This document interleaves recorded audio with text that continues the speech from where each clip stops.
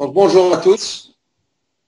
On remercie toute l'équipe du professeur Yaïch. Présentation avant sur les troponines ultrasensibles. C'est une présentation qui me paraît très intéressante même pour vous parce que maintenant tous les nouveaux algorithmes de la société européenne sont basés sur la troponine ultrasensible.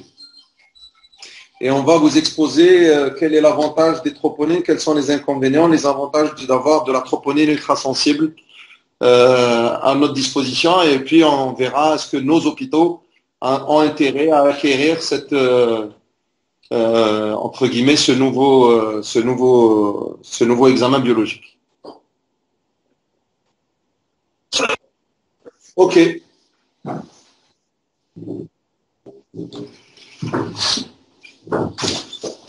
Donc il y a le docteur Moussaoudi qui va vous présenter les troponines ultrasensibles.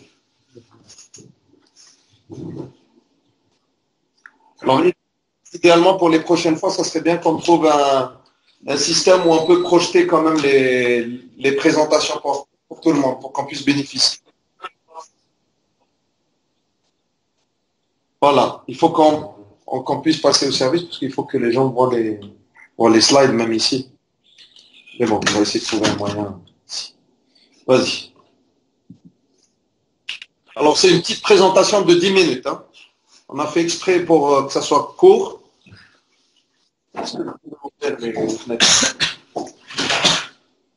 Ok, vas-y. Laquelle? Bah, tu vas nous refaire la présentation. Bonjour tout le monde. Donc, le sujet d'aujourd'hui sera principalement sur les troponines ultrasensibles. Non, ça, je suis chaud. Vas-y, vas-y. Donc, dans le travail. Donc, alors, on sait tous que les maladies cardiovasculaires sont la première cause de mortalité. Et quand on dit maladie cardiovasculaire et mortalité, on sous-entend par cela l'infarctus du myocarde, qui est pourvoyeur d'une mortalité importante, et surtout lors des premières heures de la présentation. Quand on dit infarctus du myocarde, on dit douleur thoracique, qui est le maître symptôme de cette pathologie-là. Par contre, il faudra savoir que 15 à 20 millions par an consultent pour douleur thoracique, et cela selon les études statistiques établies dans l'Europe et les États-Unis. C'est pratiquement le même cas à notre niveau. Donc, chaque garde, on reçoit pratiquement la moitié des consultants se présentent pour douleur thoracique. Mais plus de la moitié des consultants viennent pour des douleurs thoraciques aux urgences de cardiologie. À peu près 60% de nos consultations, c'est des douleurs thoraciques. Mais par contre, peu de patients donc, présentent réellement des urgences cardiovasculaires, à savoir une infarctus du myocarde. Donc un taux élevé de faux malades. Alors ce taux de douleurs thoraciques non cardiologiques, c'est-à-dire c'est des douleurs thoraciques sans urgence cardiologique, et représente à peu près plus de 50% sur la littérature. Alors, comment faire face à cela? On dispose de trois éléments diagnostiques principaux qui sont la clinique, l'électrocardiogramme et les troponines, qui sont le sujet de cette présentation-là. Donc, pour diagnostiquer une douleur, une urgence cardiologique, on est basé sur la clinique, l'interrogatoire, sur l'électrocardiogramme et sur la biologie, notamment les enzymes cardiaques. Donc, alors, c'est quoi cette troponine? Donc, c'est une protéine impliquée dans la régulation de la contraction du muscle cardiaque ainsi que du muscle squelettique. Il existe plusieurs isomères de troponine, à savoir la troponine I, C et il y a des isomères spécifiques du muscle cardiaque. Il faudra savoir qu'il existe 2 fois plus de troponine C que de troponine I dans l'immunité. Alors, pourquoi parler des troponines en matière d'infarctus du myocarde? Donc, lorsque la myocyte ou bien les cellules myocardiques subissent de l'ischémie ou bien de la nécrose, il va avoir une libération des troponines, à savoir les troponines I et les troponines P. Et ce qu'on va chercher par des dosages afin de détecter ces troponines. Malheureusement, ce n'est pas toujours le cas. Élévation de troponine égale syndrome coronarien aigu. Il existe plusieurs causes qui élèvent les troponines. Et ces causes-là, on peut les répartir en causes cardiaques et causes extracardiaques. cause cardiaque, à savoir une insuffisance cardiaque, une dissection aortique, une myocardite, cause extracardiaque, à savoir un AVC, un sévère ou des maladies infiltratives. Quelques dates de réutilisation des c'est en 1980.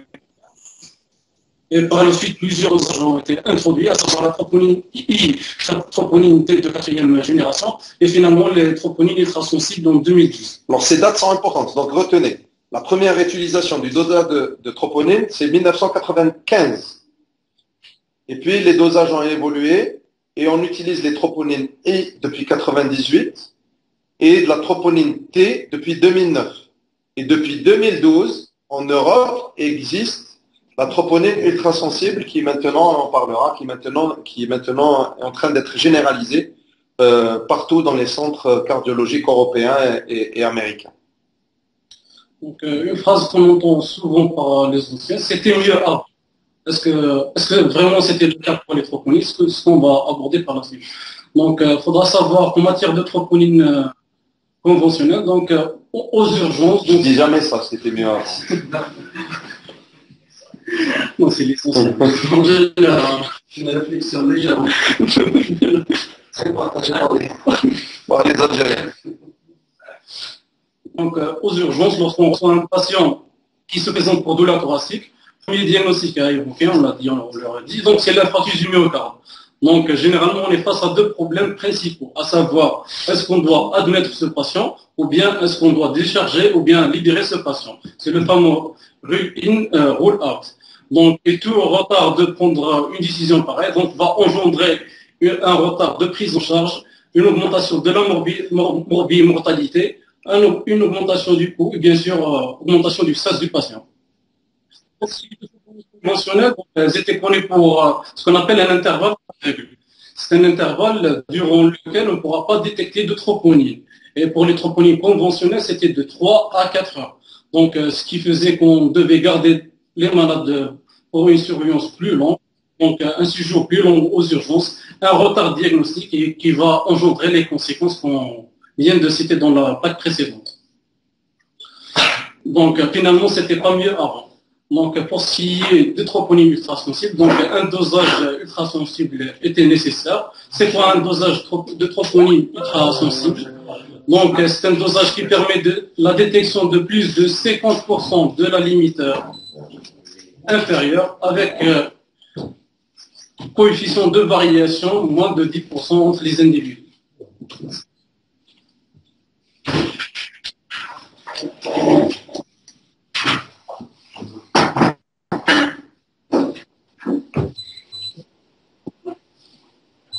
Oui.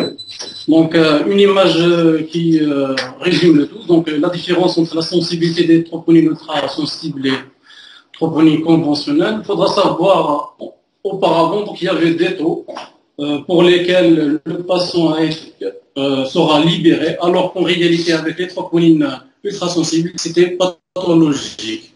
D'où la nécessité d'un examen plus sensible. Donc, cela, ça a été confirmé. Donc, si on remarque que les différents dosages de troponine ultrasensible avec les différents laboratoires qui existent ont une meilleure sensibilité par rapport aux troponines conventionnelles. Et cela surtout durant les premières heures de la présentation clinique. Une étude qui a été faite, c'est l'étude APES, qui a englobé à peu près 1200 patients. Donc, il a prouvé qu'on faisait un dosage systématique des troponines pour les patients qui se présentaient pour douleur thoracique. On remarquait avec les troponines ultrasensibles qu'on ratait aucun infarctus de myocarde. Mais par contre, on avait des taux élevés de troponines, d'autres causes extracardiaques. Donc, alors, juste petite remarque, vous avez entendu, Dr Moussaoudi parle beaucoup d'infarctus du myocarde, d'infarctus du myocarde, d'infarctus du myocarde. Il faut savoir qu'actuellement, la définition de l'infarctus du myocarde, c'est uniquement basé sur les enzymes cardiaques. Tout patient qui a une élévation des enzymes cardiaques des troponines a un infarctus du myocarde, a une lésion cellulaire. Donc c'est une définition biologique. Alors après, ça peut se décliner sur différentes formes cliniques. Syndrome coronaire aigu sans élévation du segment ST ou avec élévation du segment ST. Mais lorsqu'on parle d'infarctus du myocarde, c'est une définition biologique. Donc, on sait tous qu'un examen, plus il devient sensible, plus il perd en spécificité. Donc, cette plaque issue des dernières recommandations de la 4e définition de l'infarctus du myocarde. Donc, lorsqu'on a une équation troponine au-delà du 99e percentile, donc il faudra analyser en premier temps la variation du troponine. Est-ce qu'on aura une variation supérieure ou égale à 20%? Lorsque cette variation est associée à une ischémie, donc on est devant un infarctus du myocarde, soit de type 1 ou bien de type 2. Lorsque elle survient sans signe d'ischémie, donc ce qu'on appelle lésion myocardique, à savoir une myocardite ou bien une insuffisance cardiaque. Mais par contre, lorsque le taux de troponine restera stable, donc on est devant une lésion myocardique chronique, à savoir une insuffisance rénale ou bien une cardiopathie structurale. Donc il faudra savoir que le dosage des troponines ultrasensibles est un dosage quantitatif. Pourquoi je dis cela? Donc plus que les valeurs sont élevées, plus que le diagnostic d'infarctus du myocarde est probable. Donc pour des taux avoisinant donc 10 nanogrammes par litre, donc le diagnostic le plus probable c'est l'infarctus du myocarde. Par contre pour des taux moindres, donc, on aura plusieurs diagnostics différentiels. Donc les troponines ont aussi un intérêt pronostic. Donc pour des valeurs inférieures au 99e percentile, donc on aura une mortalité à une année donc, qui avoisine les 3%. Donc, place des troponines dans les recommandations. Donc, il est recommandé d'utiliser les troponines ultrasensibles, soit avec un protocole de H0H3, bien avec un protocole de H0H1, et cela avec un niveau de preuve 1, avec un niveau de d'évidence B, qui est une classe très élevée de recommandation. Voici les diagrammes.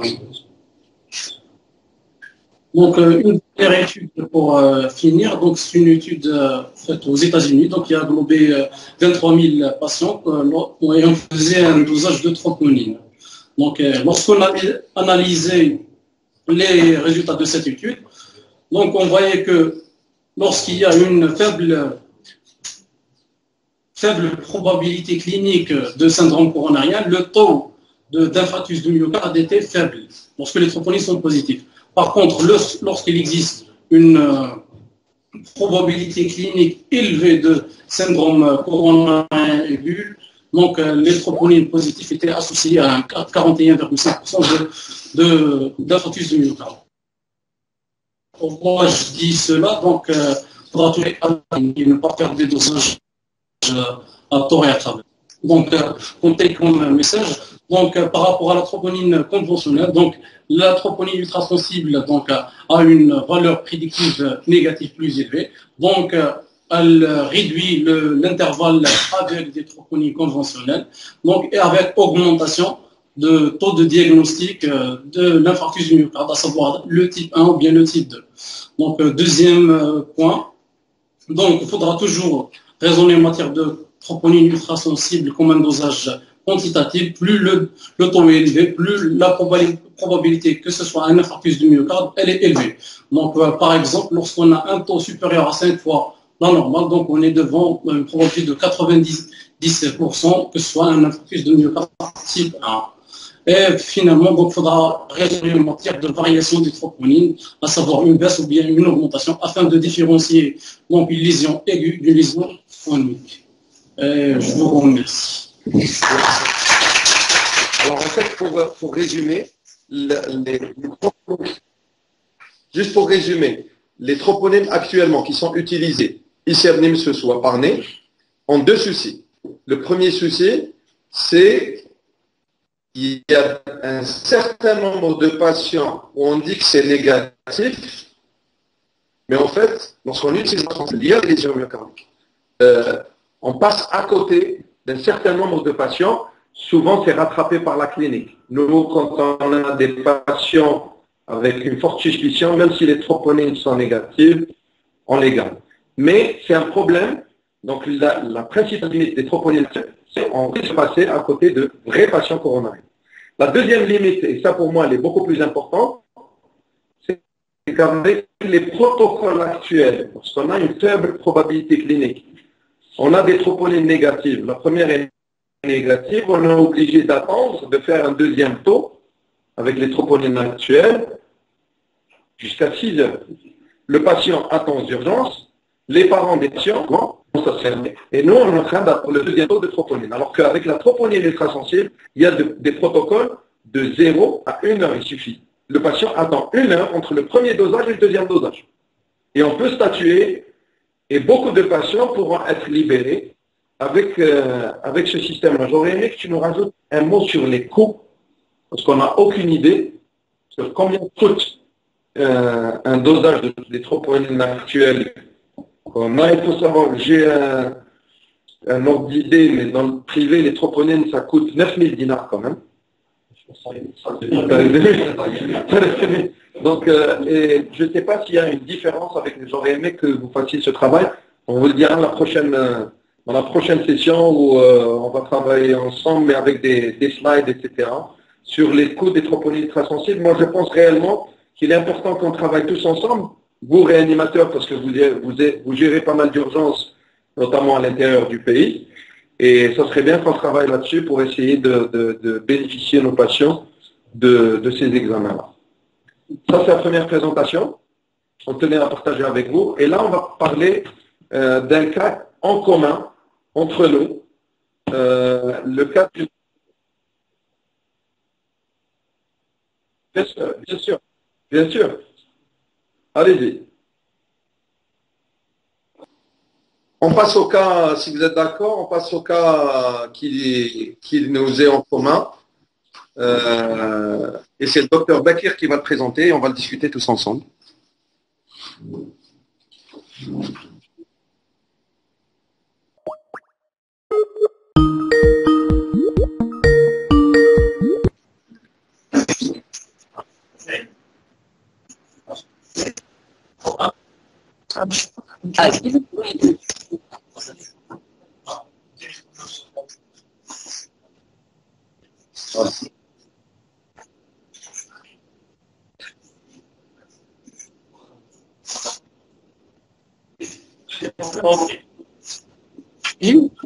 Je vous vois, mais je vous entends pas. 5 sur 5. Très bien.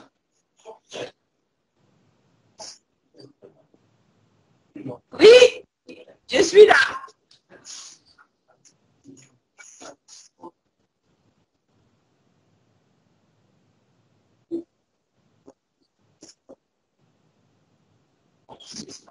Ok. Ça marche. Ça marche.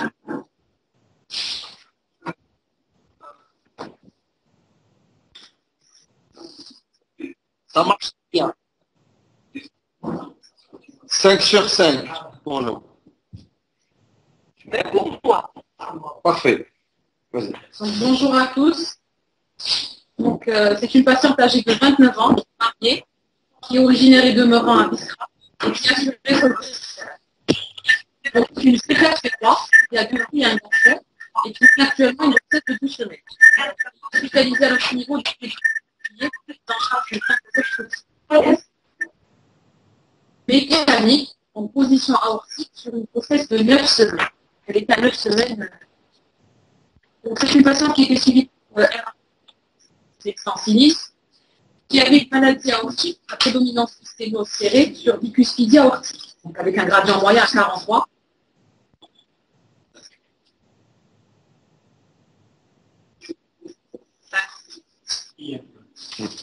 Non.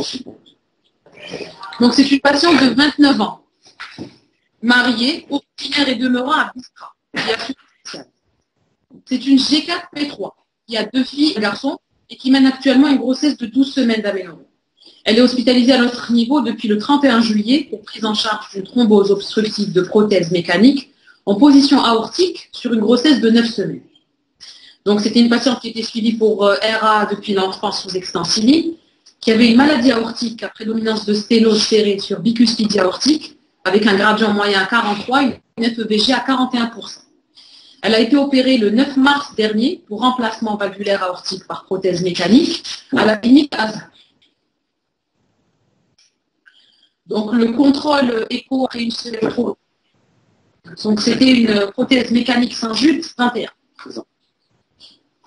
Donc le contrôle écho à une semaine post-op avait trouvé une prothèse aortique siège de fuite de lavage, sans fuite paraprothétique avec un gradient moyen à 21. 2 semaines contrôle à J15, le gradient était monté à 29. Après 1 mois, le gradient était monté à 40. Donc c'était une dysfonction prothèse avec une fuite prothétique importante. Donc on avait un petit INR à 1,9 et on a dit que la patiente était sous-dosée en 5. Donc le TO avait retrouvé un mouvement des ailettes asymétriques avec une fuite intraprothétique importante et un aspect de thrombose obstructive de prothèse. Donc la patiente a été reprise chirurgicalement. Ils avaient trouvé un gros thrombus bloquant l'ailette. Donc elle a eu une thrombectomie avec un lavage abondant et l'évolution était favorable. Donc elle était sortie avec une prothèse aortique non fuyante, non sténosante, avec un gradient moyen à 13,8 et une bonne FEVG, et l'INR était dans la cible. En juin 2019, diagnostic d'une grossesse. Le cardiologue arrête le syndrome et introduit le Lovenox à 0,8 2 fois jour. Elle pèse combien? Bon, point exact, c'est 60. Voilà. C'était la dose curative de l'Ovenox. Donc, pas de contrôle de l'activité anti-ça. Donc, apparition d'une dyspnée, son cardiologue l'envoie à la clinique Al-Azhar, où elle fait une TO. Il retrouve un mouvement des ailettes asymétriques, pas de fuite paraprothétique, une fuite intraprothétique d'allure modérée, une ailette immobile, avec un thrombus mobile de 17 mm et un gradient moyen à 45. Donc la patiente nous fut adressée pour hospitalisation. Donc à notre niveau, c'était une patiente qui était stable sur le plan hémodynamique, un 12,6 de tension, asymptomatique au repos, sans signe d'insuffisance cardiaque droite ni gauche, sans signe de TVP. Son ECG s'inscrivait en sinusale avec une HVG systolique. Un bilan biologique sans anomalie, ETT et ETO faites à notre niveau, retrouvant un VG non dilaté, non hypertrophié, de bonne fonction, avec une FE à 60%. Une prothèse aortique sténosante, thrombosée, avec une ailette complètement bloquée, et un thrombus de 12 mm sur le versant ventriculaire et de 4 mm sur le versant aortique. Un gradient moyen à 53 mm de mercure. Donc le reste de l'écho était sans anomalie. Nous avons demandé un avis en gynéco qui avait parlé d'une grossesse évolutive de 10 semaines et une activité cardiaque positive. Donc nous avons hospitalisé la patiente et nous l'avons mise sous anticoagulation efficace. La patiente est restée stable durant l'hospitalisation. On l'a contrôlée à J3. On avait retrouvé un thrombus de 14 fois 7 mm, toujours un gradient élevé comme à l'admission, à 53 mm.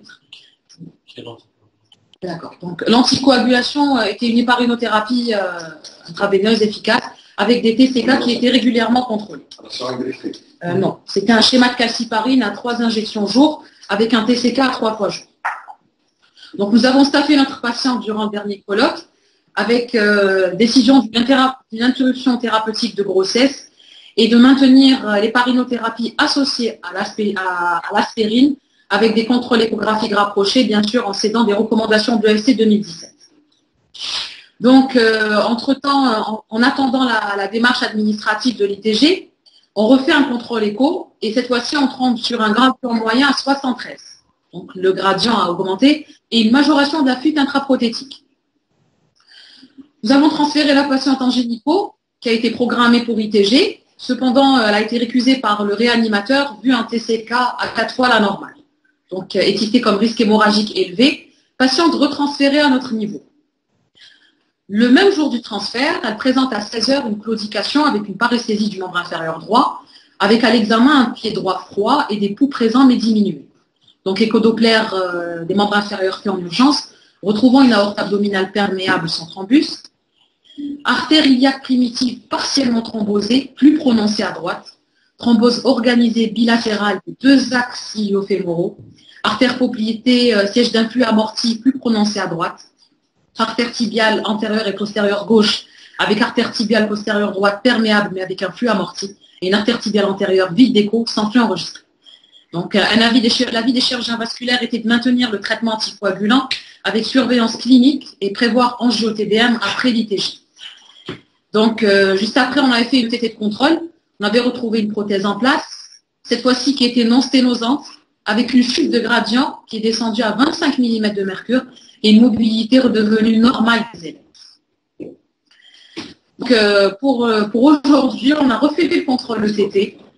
On se retrouve devant une réascension du gradient aortique à 40 mm avec apparition d'un nouveau thrombus mesurant 10 mm avec mobilité limitée du nez. Donc au total, c'est une patiente de 29 ans, G4P3, antécédents de remplacement valvulaire aortique mécanique qui avait déjà thrombosé un mois en post-op et en bénéficie d'une thrombectomie chirurgicale. Ce jour, on est à J22 d'hospitalisation pour une thrombose obstructive de prothèse sur une grossesse qui est ce jour à 12 semaines d'aménorrhée et qui est embolisée en distalité. Donc, il y a plusieurs problèmes que pose cette patiente. Le premier problème, c'est faudrait-il indiquer une réintervention chirurgicale sur la prothèse aortique. Donc, selon les recommandations de l'ESC, on est devant une thrombose, un thrombus obstructif qui n'est pas en état sévère, mais cette fois-ci, l'anticoagulation est adéquate avec une association d'héparinothérapie d'aspégique. Donc, très probablement indiquer la patiente pour la chirurgie. La deuxième question, faudrait-il associer un geste vasculaire à la chirurgie cardiaque après, bien sûr, un geste scanner? La troisième question qui se pose, c'est pour l'interruption thérapeutique du grossesse. Donc, faudrait-il indiquer oui ou non? Bien sûr que oui, sachant que déjà la grossesse est un état d'hypercoagulabilité sur une thrombose qui est déjà importante et qui est récidive. Donc voilà, le débat est ouvert.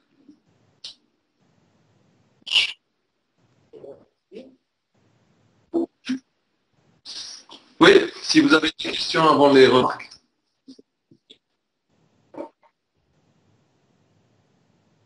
La deuxième problématique, c'est le vasculaire. C'est si on indique la patiente en chirurgie cardiaque, que faudrait-il faire d'un point de vue vasculaire, sachant qu'elle a embolisé au niveau des axes iliofémoraux?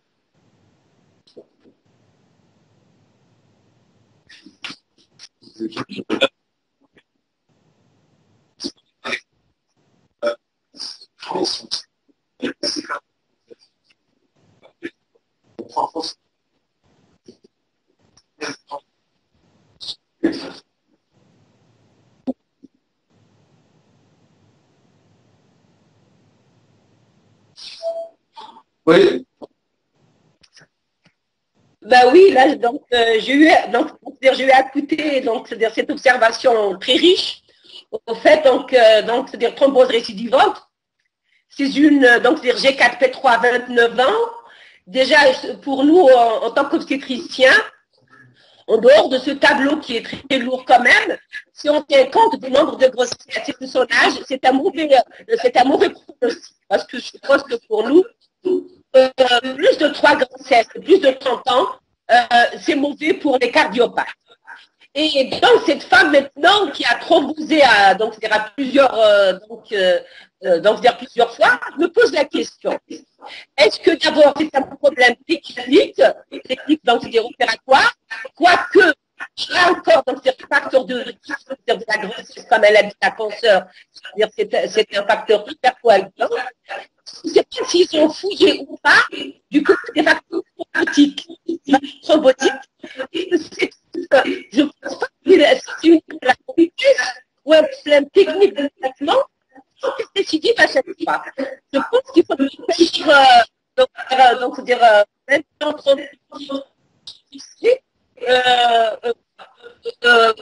pour voir s'il n'y a pas des facteurs de risque tels que le facteur Leiden, le sable, etc. En saison, je n'ai pas entendu parler de morbidité, d'hypertension. Peut-être que ça n'a pas été cherché. Maintenant, sur le plan obstétrical, c'est dit, bien compris par la consoeur, c'est une femme qui est thrombosée, le thrombus, il a mixé, heureusement qu'il n'est pas de gros calibre, mais voilà, il est arrivé au niveau iliaque.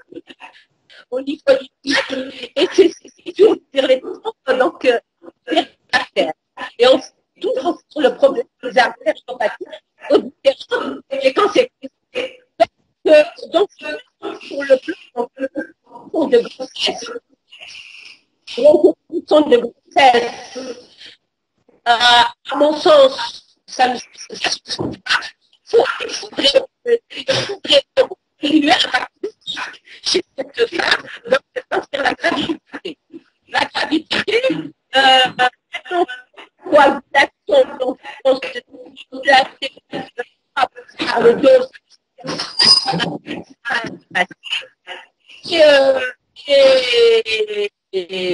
Et là, donc, je reste un peu perplexe devant cette femme qui a des doses poussées, on fait HBP1, et qui a quoi à chaque et qui faut à chaque fois. Je pense qu'il fallait chercher sur ces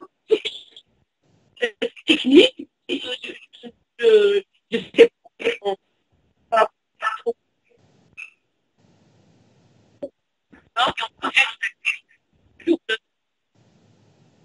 Oui.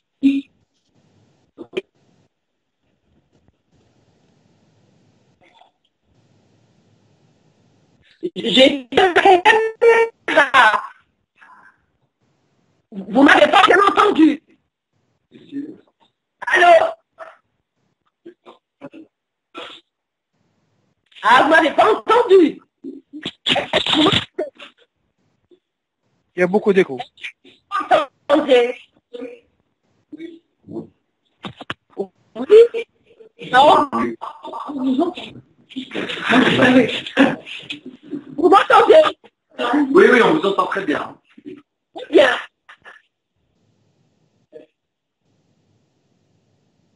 Je reprends. Je reprends ce que j'ai dit.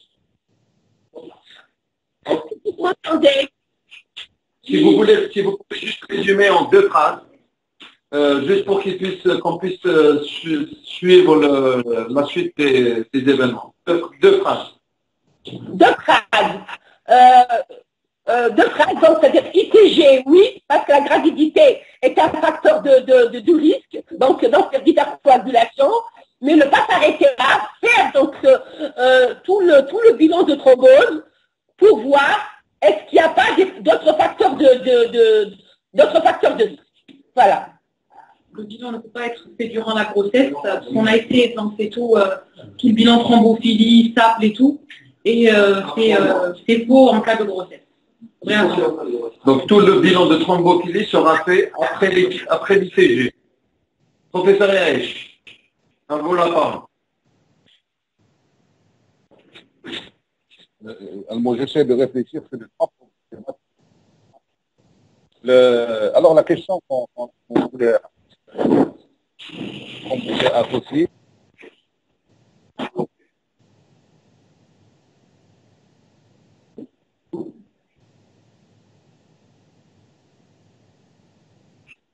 Un mois. Un mois après. Un mois. Non.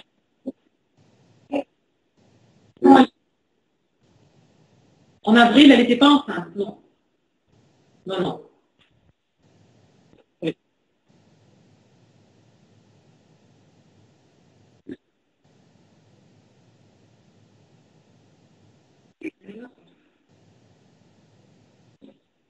Exceptionnel.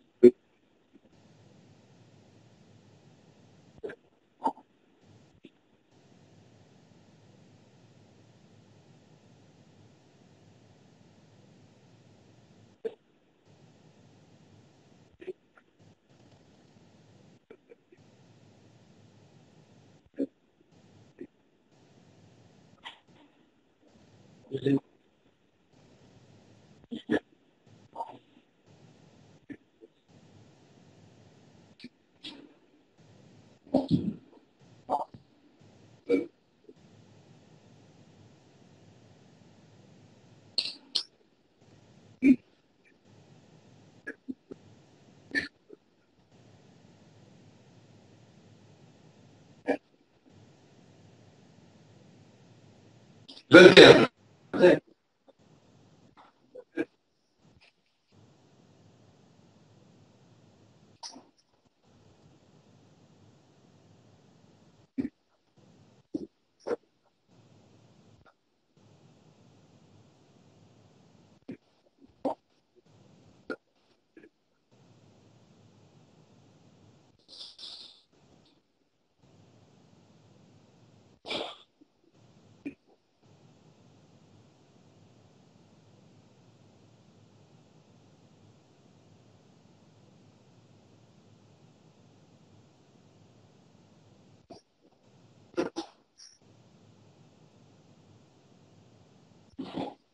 Elle a non seulement thrombosé, elle a non seulement thrombosé sur une valve en position aortique 2 fois, voire même 3 fois, puisque on a assisté, elle a embolisé pratiquement le thrombus avec un gradient qui est très bas, et là on assiste à l'apparition d'un nouveau thrombus alors qu'elle est sous héparine.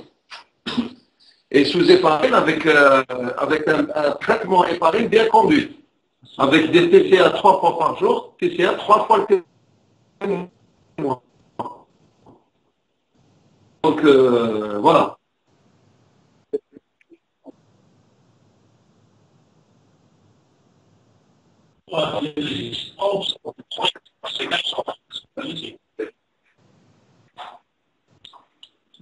Alors les TCA, elle n'est pas... Ouais. Ben, la thrombosée sous avec pas.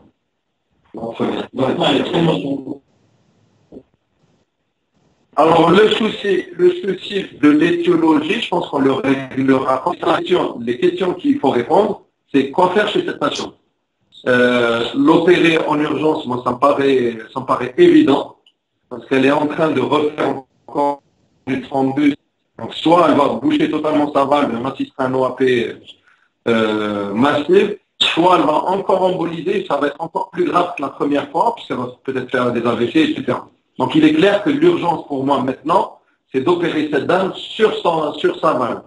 Et si on l'opère, est-ce qu'il faudrait faire une bioprothèse, même si elle est jeune, le temps de chercher l'étiologie, etc. Moi, je pense que cette dame, il faut l'opérer le plus rapidement possible, mettre une bioprothèse et l'opérer avant ITG, avant quoi que ce soit. C'est l'urgence. C'est pas d'or, etc. Et puis voir etc. Moi, je pense que c'est en tout cas, à mon avis, si on tombe d'accord sur ça, je ne sais pas si vous avez d'autres conduites, mais essayez.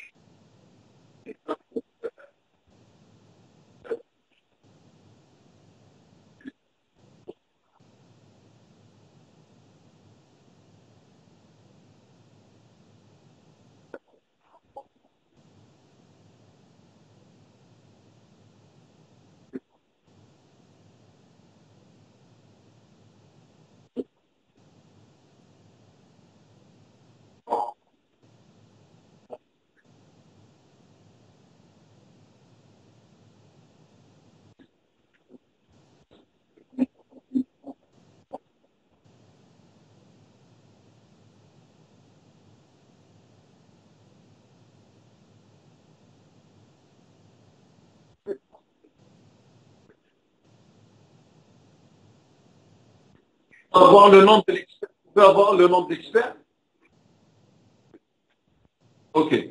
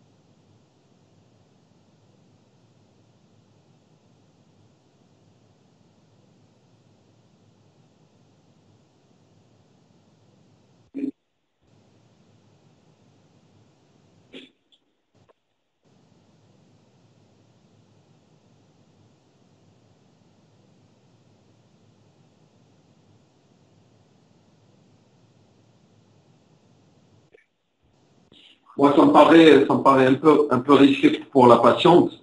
Tant qu'on n'a pas d'étiologie, avant de dire que c'est la valve qui est petite, etc., Moi, ça ne me choque pas des valves de 21 chez des dames. Elle n'est pas très corpulente, elle est même petite de taille. Donc, je ne pense pas que ça soit la principale cause. À mon avis, voilà. Donc, je ne pense pas que le fait qu'elle ait une valve de petite taille qui crée les thromboses récidivantes. Il est clair qu'il y a une pathologie qu'on n'arrive pas à cerner, probablement un trouble de l'hémostase, qu'on ne trouvera pas là maintenant puisqu'il y a plusieurs problématiques. Et il est clair qu'il faudrait peut-être agir en l'opérant rapidement et faire une bioprothèse au départ, qui en risque, parce que là, il y a un pronostic vital immédiat chez cette patiente. Docteur Borda de Blida qui est avec nous, donc on va avoir son point de vue.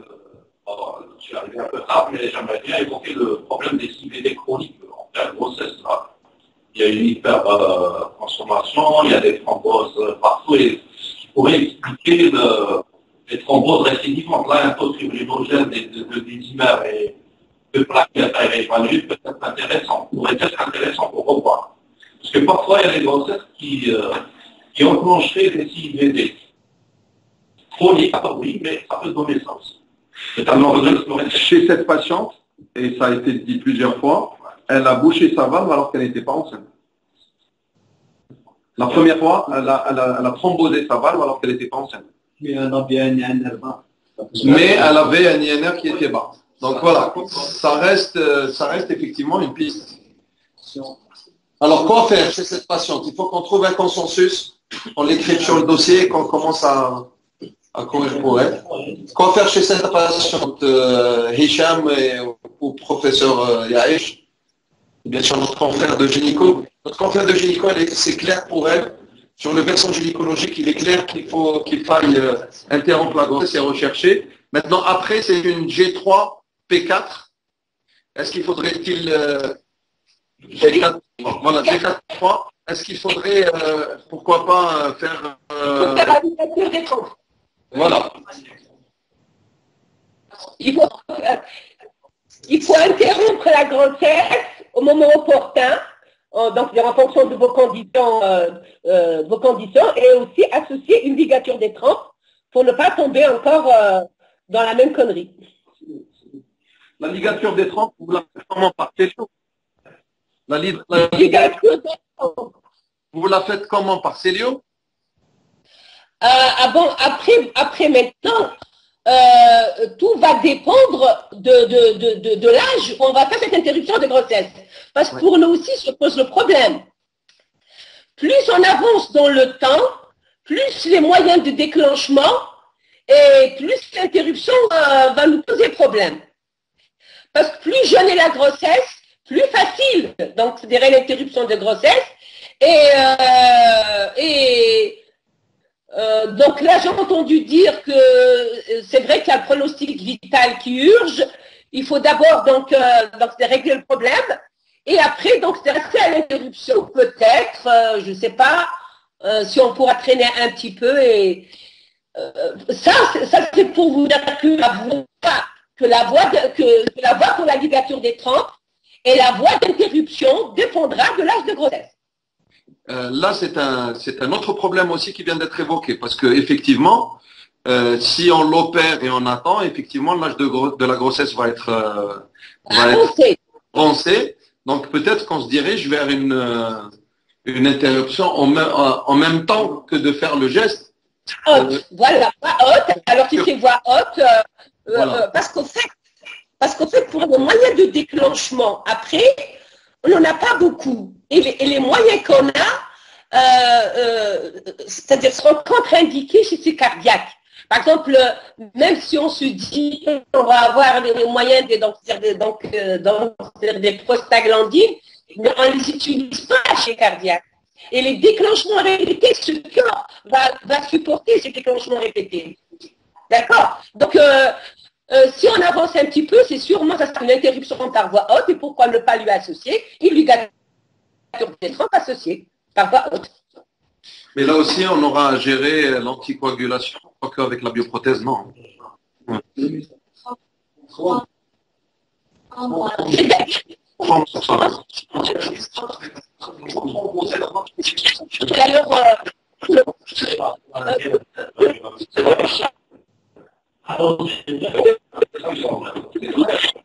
Donc, chez cette patiente, parce qu'on se dirige vers un traitement au moins d'anticoagulant, au moins de 3 mois, voire plus, parce que si elle a un terrain effectivement prothrombogène, peut-être que même avec la bioprothèse, on laissera des traitements anticoagulants.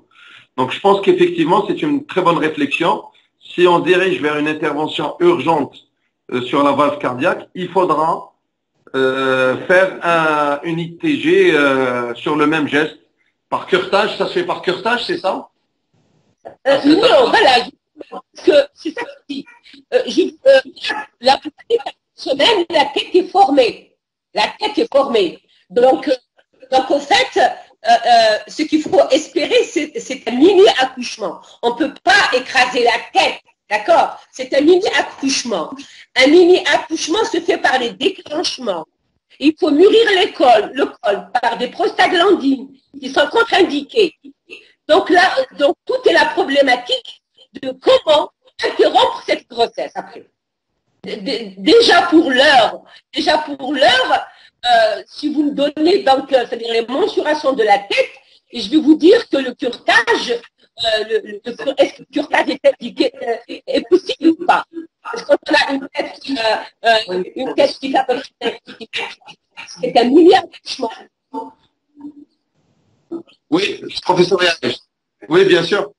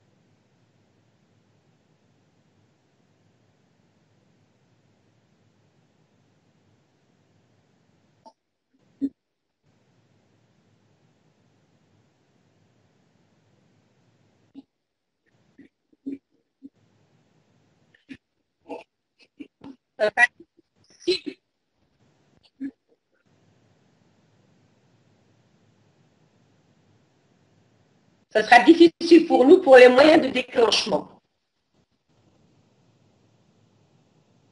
Si c'est un avortement spontané, c'est tant mieux, ça s'observe souvent, c'est vrai. Avortement spontané,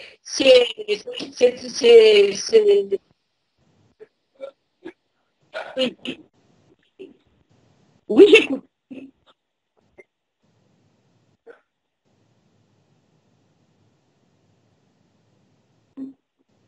Méthotrexate, tu dis le méthotrexate. Le méthotrexate n'est pas indiqué pour les arrêts de grossesse. C'est le KCL en intracardiaque pour arrêter une grossesse.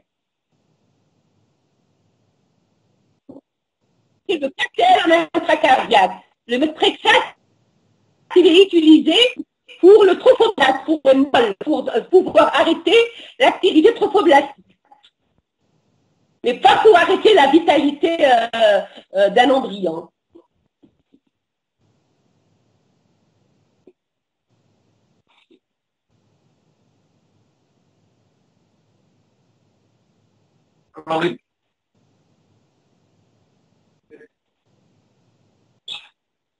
Le cachet. Maintenant, tu dis que dans l'expérience des chirurgiens cardiaques, c'est-à-dire l'avortement spontané est assez souvent suivi après un geste comme celui-là. C'est ce qui est souhaité. C'est ce qui est souhaité. C'est-à-dire qu'elle va avorter spontanément sans pour autant l'agresser ni par voie d'indication, ni par voie instrumentale. Maintenant, si l'avortement ne se fait pas, et que la grossesse, elle est poursuivie, va encore exposer une disque thrombose. Alors, dans ce cas, nous, se pose pour nous les moyens, parce que le colocasse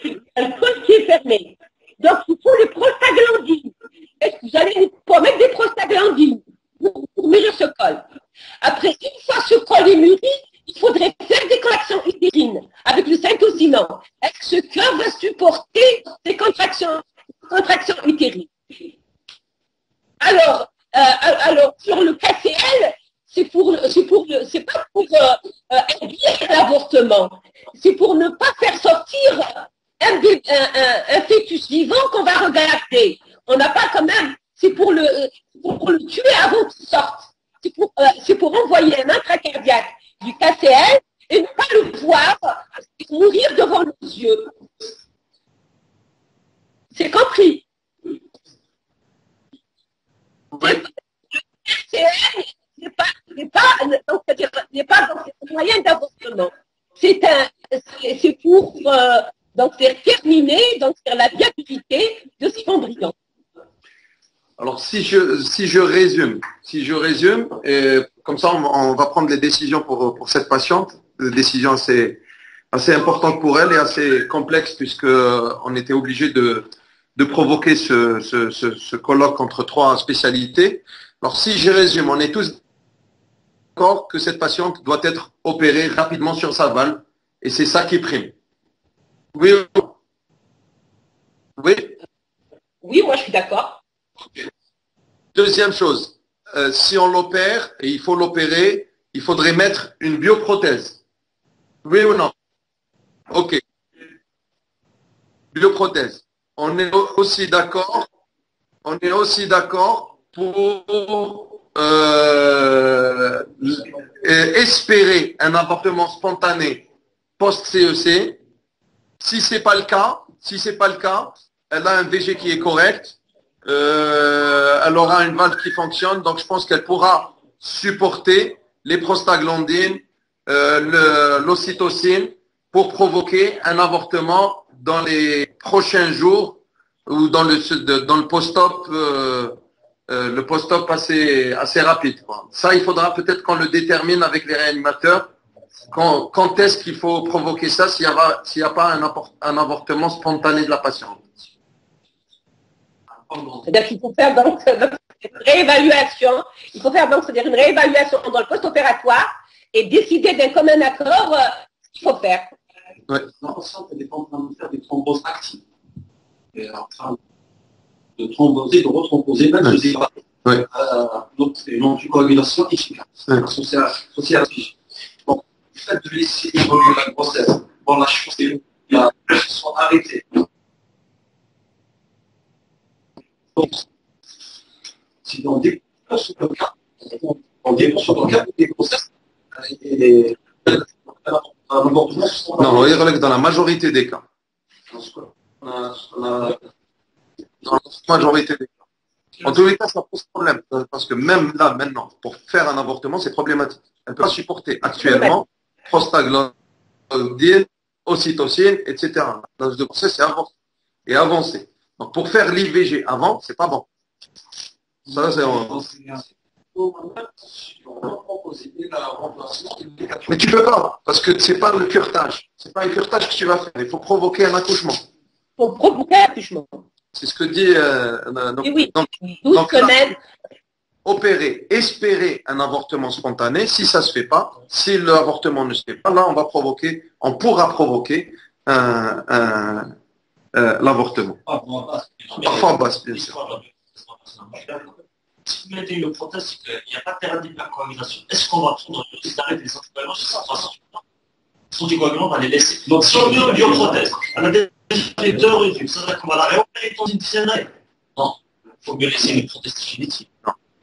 Alors, la question, Yaëch, la question du docteur Bouaïchi qui est de Béjaïa, c'est pourquoi une bioprothèse? Il n'arrive pas à comprendre pourquoi une bioprothèse.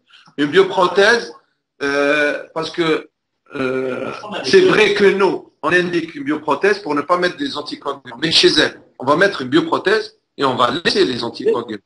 Mais le risque de thromboser est plus faible. Parce qu'on n'a pas d'étiologie. Une dame où tu n'as pas d'étiologie, pourquoi elle bouge? Tu lui remets une prothèse mécanique, pourquoi elle rebouge? Mais le problème est ailleurs. Ce n'est pas un problème de prothèse. Si elle a des thromboses au niveau iliaque, c'est qu'elle a un terrain d'hypercoagulation. Mais on n'a pas. elle a bouché sa prothèse un mois après l'intervention.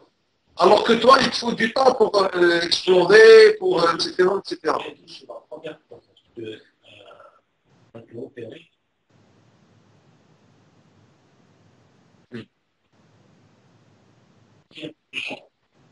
Alors, la question sur les prothèses mécaniques de prothèses, moi je pense que ça aussi, ça serait bien d'inclure le chirurgien cardiaque. Nous, ce qu'on va retenir aujourd'hui, c'est opérer en urgence rapidement, espérer un avortement spontané. S'il n'y a pas d'avortement spontané, on provoque l'avortement. Après le choix. Il faut réévaluer. Évaluer et voilà. Voilà. Ben, merci beaucoup, merci à tout le monde. On voit que c'est très important de partager, de discuter, parce qu'il y a des décisions que nous, cardiologues, on peut prendre en pensant qu'on est dans la bonne voie, mais on voit que les autres spécialités nous apportent beaucoup d'informations qu'on ne connaît pas. Donc je pense qu'on va refaire beaucoup de staff en commun, même avec nos amis gynécologues. Je remercie le docteur Zgen, merci beaucoup d'être avec nous. Je crois que vous êtes à la maison ou au bureau. En tous les cas, merci beaucoup d'avoir été avec nous. Et merci à l'équipe de Réa, du professeur Yaïch, qui sont toujours avant-gardistes dans tout ce qui est nouvelles technologies. Et à très bientôt. Merci à vous. Merci à vous. Très instructif.